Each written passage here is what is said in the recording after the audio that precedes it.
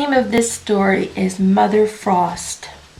At the edge of a wood there was a great clear bubbling spring of cold water.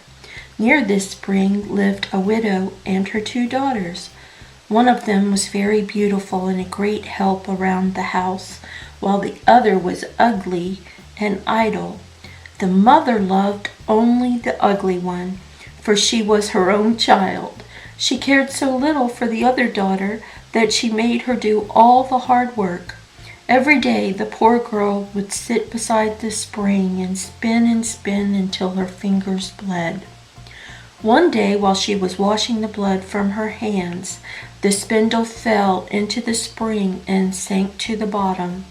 With tears in her eyes, she ran and told her stepmother what she had done.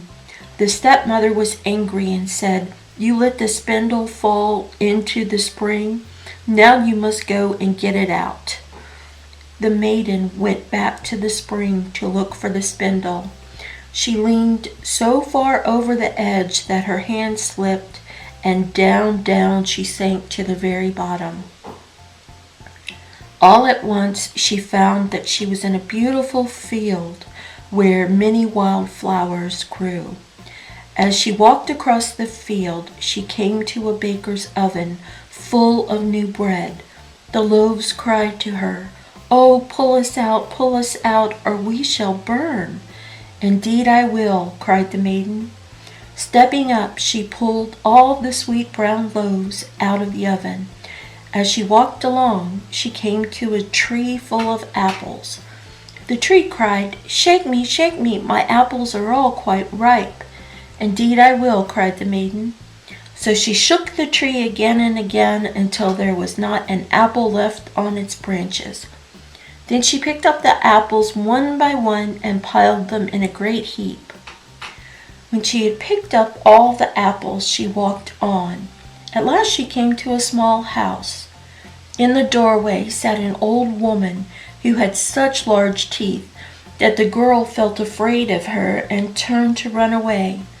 Then the old woman cried, "What do you fear, my child? Come in and live here with me. If you will do the work about the house, I will be very kind to you. Only take care to make my bed well. You must shake it and pound it so that the feathers will fly about. Then the children down on the earth will say that the snowflakes are falling, for I am Mother Frost." The old woman spoke so kindly that she won the maiden's heart. "I will gladly work for you," she said. The girl did her work well, and each day she shook up the bed until the feathers flew about like snowflakes. She was very happy with Mother Frost, who never spoke an angry word. After the girl had stayed a long time with the kind old woman, she began to feel homesick. She could not help it, though her life with Mother Frost had been so happy.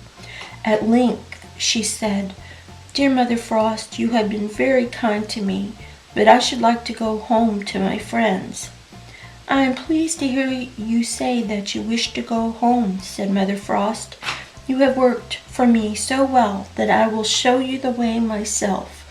She took the maiden by the hand and led her to a broad gateway. The gateway was open, and as she went through, a shower of gold fell across the maiden. It clung to her clothes so that she was dressed in gold from her head to her feet. "That is your pay for having worked so hard," said the old woman.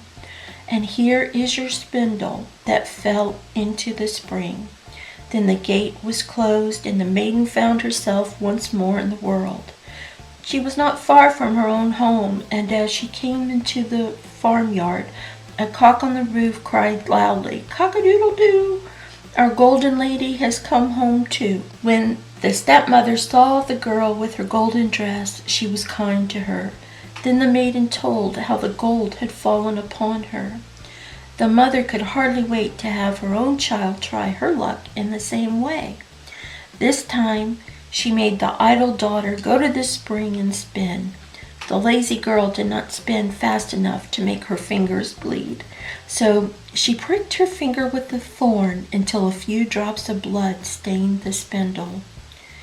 At once she let it drop into the water and sprang in after it herself. The ugly girl found herself in a beautiful field, just as her sister had. She walked along the same path until she came to the baker's oven. She heard the loaves cry, pull us out, for we shall burn." But the lazy girl said to the brown loaves, "I will not. I do not want to soil my hands in your dirty oven." Then she walked on until she came to the apple tree. shake me, it cried, "for my apples are quite ripe." "I will not," said the girl, "for some of your apples might fall on my head." As she spoke, she walked lazily on. At last the girl stood before the door of Mother Frost's house. She had no fear of Mother Frost's great teeth, but walked right up to the old woman and offered to be her servant. For a whole day the girl was very busy and did everything that she was told to do. On the second day she began to be lazy, and on the third day she was still worse.